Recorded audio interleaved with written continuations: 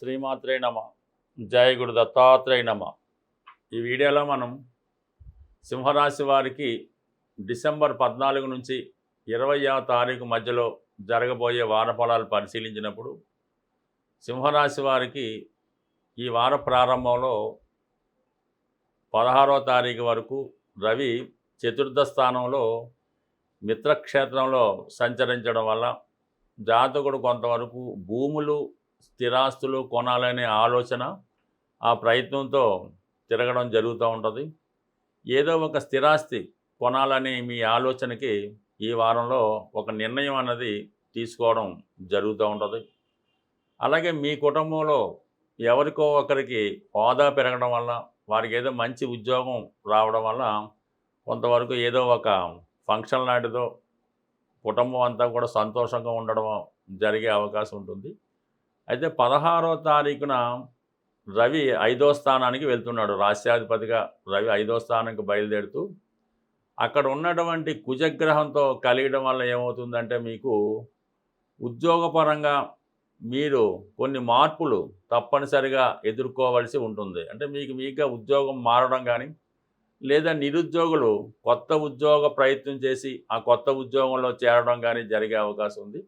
మీలో ఉన్నటువంటి టాలెంట్కి విద్వత్తుకి తగిన గుర్తింపు రావడం జరుగుతూ ఉంటుంది. అంటే మీరు ఏదన్నా ఒక సినిమా ప్రారంభించాలనుకున్నా, కొత్తగా ఒక ఇన్స్టిట్యూట్ పెట్టాలన్నా, వ్యక్తిగతంగా మీరు సొంతంగా ఏదన్నా ఒక వ్యాపారాన్ని స్టార్ట్ చేయాలన్నా కూడా ఈ సమయం మీకు చాలా అనుకూలంగా వస్తుంది. దానికి తగినటువంటి ప్రయత్నాలు అవి చేసుకోవచ్చు. అంటే మీలో ఉన్నటువంటి ఈ ప్రాజెక్ట్ రిపోర్ట్ అటువంటివి ఏమన్నా ఉంటే బహిర్గతపరిచి అది 10 మందిని ఆకర్షించడం వల్ల ఈ విధంగా వృత్తిపరంగా కొంత గుర్తింపు రావడం జరుగుతూ ఉంటుంది.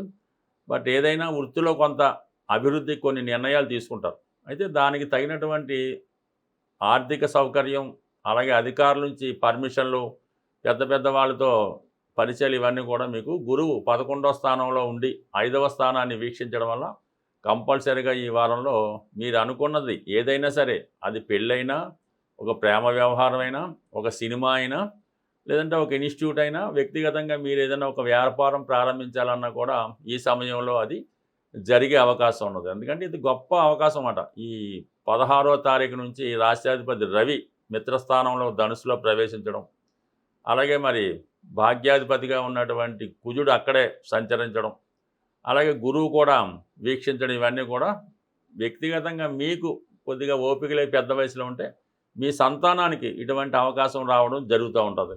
ఏదో మొత్తం మీద మాత్రం మీరు ఒక అద్భుతాన్ని ఈ వారంలో సాధించబోతున్నారు. అది రియల్ ఎస్టేట్ రంగంలో ఉన్నవాళ్ళు, కన్స్ట్రక్షన్ రంగంలో ఉన్నవాళ్ళు, రాజకీయ రంగంలో ఉన్న వాళ్ళకి కూడా కొన్ని మార్పులు మీకు అనుకూలంగా రావడం జరుగుతూ ఉంటుంది. చాలా కాలంగా ఆగిపోయినటువంటి ధనం ఈ సమయంలో మీకు మీ అవసరానికి మీరు ఊహించిన సమయం కన్నా ముందుగానే సడన్గా ఆర్థికపరంగా అనుకూలంగా ఉంటుంది. ఎస్పెషల్లీ విదేశంలో ఉన్నటువంటి మీ యొక్క సంతానం కానీ, మీ యొక్క ఫ్రెండ్స్ కానీ, గతంలో మీ దగ్గర ఉపయోగపడినటువంటి మీ శిష్య బృందం లాంటి వాళ్ళు చాలా వరకు సహకరిస్తారు. అయితే ఇవన్నీ అనుకూలంగా ఉన్నప్పటికీ కూడా రాశిలో కేతు సంచారం వల్ల కొన్ని నిర్ణయాలు సకాలంలో తీసుకోలేకపోతుంటారు. ప్రతిదానికి కూడా అది ఎందుకు అవుతుంది, వస్తుందా రాదా, ఈ విధంగా మంతనాలు చేసుకుంటూ వచ్చిన ప్రతి అవసరాన్ని కూడా విమర్శిస్తూ, శంకిస్తూ దాన్ని వదులుకోవడం జరుగుతూ ఉంటుంది. అలా కాకుండా జాగ్రత్తగా నిర్ణయం తీసుకోండి. ఒకవేళ మీకు ఆలోచన తట్టకపోతే మీకు ఎవరైతే శ్రేయోభిలాషులు ఉన్నారో వారి నిర్ణయం తీసుకోవడం వల్ల కూడా మంచిది. కానీ వచ్చిన అవకాశాన్ని మాత్రం వదులుకోవద్దు. అయితే ఇవన్నీ ఒక పక్కన ఇలా ఉంటే అష్టమ స్థానంలో ఉన్నటువంటి శని భగవానుడు కూడా మిమ్మల్ని కొంత అధైర్యపరుస్తూ ఉంటాడు అన్నమాట. ఏదన్నా ఒక ప్రయత్నం చేసినప్పుడు ఎలా ఉంటుందంటే మనం అందులో లాభాలను మాత్రమే ఆశించి ఇది చేద్దాం అనుకుంటాం. ఏదో సినిమా తీయాలనుకున్నాం, ఈ విధంగా లాభం ఉంటుంది, ఈ విధంగా చేయొచ్చు, ఈ విధంగా హీరో పెట్టి కూడా అనుకుంటారు. కానీ మీరు ఈ సమయంలో ఈ సినిమా ఫ్లాప్ అయితే ఏమవుద్ది, ఏదైనా సెన్సార్లోకి ఆగిపోతే ఎలా ఉంటుంది, ఈ విధంగా మీకు మీరే శంకించుకొని కొన్ని అడ్డంకులు ఊహించుకుంటూ ఉంటారు.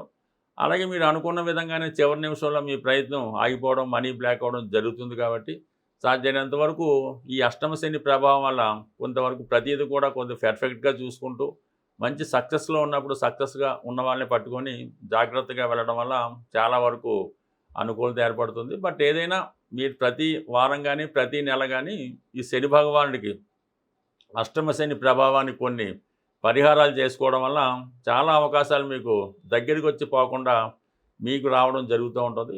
జ్యోతిష శాస్త్ర ప్రకారం పురాతన కాలంలో కొన్ని నిగూఢంగా కొన్ని రెమెడీస్ పరిహారాలు చెప్పడం జరుగుతుండేది.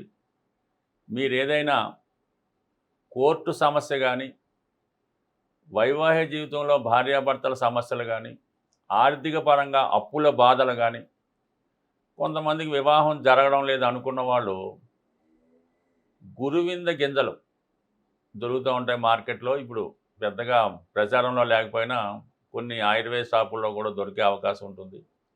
ఒక 11 గురువింద గింజలు తీసుకొని ఒక ప్లాస్టిక్ కవర్లో, అంటే బయటకు కనబడే విధంగా దాన్ని ప్లాస్టిక్ కవర్లో పెట్టి మీరు బయటికి వెళ్ళినప్పుడు దాన్ని పాకెట్లో పెట్టుకోవాల్సి ఉంటుంది. ఒక పెళ్లి సంబంధానికి వెళ్ళినా, ఒక అప్పు కోసం వెళ్ళినా, ఒక సెటిల్మెంట్కి వెళ్ళినా, కోర్టుకి వెళ్ళినా మీరు పాకెట్లో పెట్టుకుంటే అది మీకు కుజుని యొక్క అనుగ్రహం లభిస్తుంది. దానివల్ల మీరు వెళ్ళిన చోట మీకు ఇటువంటి విషయాల్లో విజయం లభించే అవకాశం ఉంది. ఇది బాగా చిన్నప్పుడు నాకు చాలా అనుభవం, చాలామంది సక్సెస్ కూడా పొందారు. ఈ మధ్యకాలంలో పెద్దగా వీటి గురించి ఎవరికి తెలియకపోవడం, మళ్ళీ కొత్తగా ఈ వీడియోలో మీకు తెలియజేయడం జరుగుతుంది. అలాగే ఆర్థిక పరంగా పోగొట్టుకున్నటువంటి ధనం తిరిగి రావాలి అంటే షేర్ మార్కెట్లోనో అప్పిచ్చో ఏదో విధంగా ధన నష్టం అయితే జరుగుతుంది. లేదంటే ఏదో కారణం వల్ల ఏంటంటే మీ భార్య పుట్టింటికి వెళ్ళిపోయింది, మీ పిల్లవాడు అలిగి ఎక్కడికి వెళ్ళాడో కనబడట్లేదు, రావట్లేదు, కమ్యూనికేషన్స్ లేవు, విదేశంలో ఉన్నాడు. అటువంటి వారు అంటే మనం పోగొట్టుకున్నది ప్రేమ అవ్వచ్చు, ధనం అవ్వచ్చు.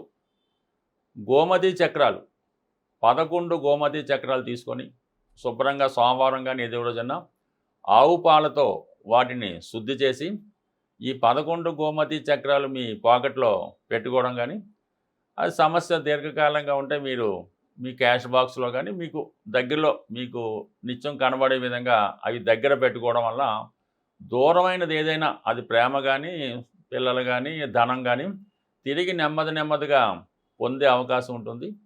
అలాగే ఈ గోమతి చక్రాలతో పాటు మీరు ఏదైనా మీకు చదువుకునే చోట, మీరు ఎక్కువగా ఉన్న చోట గోడ పైన ఒక స్వస్తిక్ గుర్తు వేసి దాని వంక తదేక దీక్షతో చూస్తూ అది మనసులో ఓం అనే ఓంకారాన్ని చేయడం వల్ల కూడా ఈ విధంగా పోగొట్టుకోవడం. అంటే దీనికి కొంత ఓర్పు సహనం అవసరం ఉంటుంది. ఏది పెద్ద తొందరగా 4-5 రోజుల్లో జరిగే పని కాదు. నమ్మకంతో చేస్తే మాత్రం కంపల్సరిగా మీరు పోగొట్టుకున్నది ఎంత దూరంలో అయినా తిరిగి రావడం జరుగుతూ ఉంటుంది.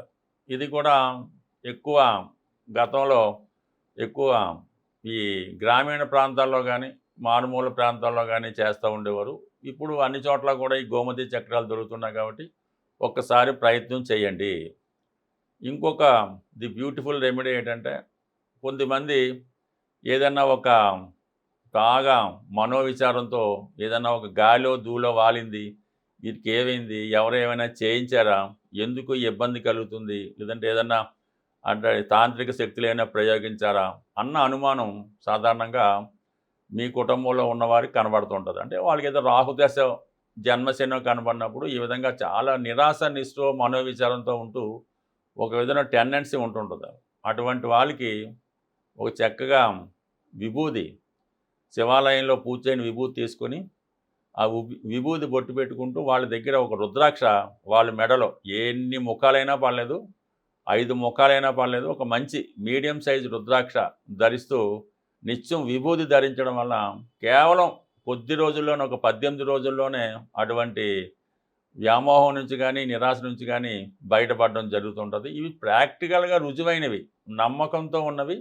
ఇవి మళ్ళా ఈ గురువిందలు కానీ, గోమతి చక్రాలు కానీ, రుద్రాక్ష కానీ మంచి ఒరిజినల్లీ నమ్మకంతో ఎవరైనా గురువు దగ్గర తీసుకుంటే అవి మీకు సింపుల్గా పనిచేయడం జరుగుతుంది. స్వస్తి.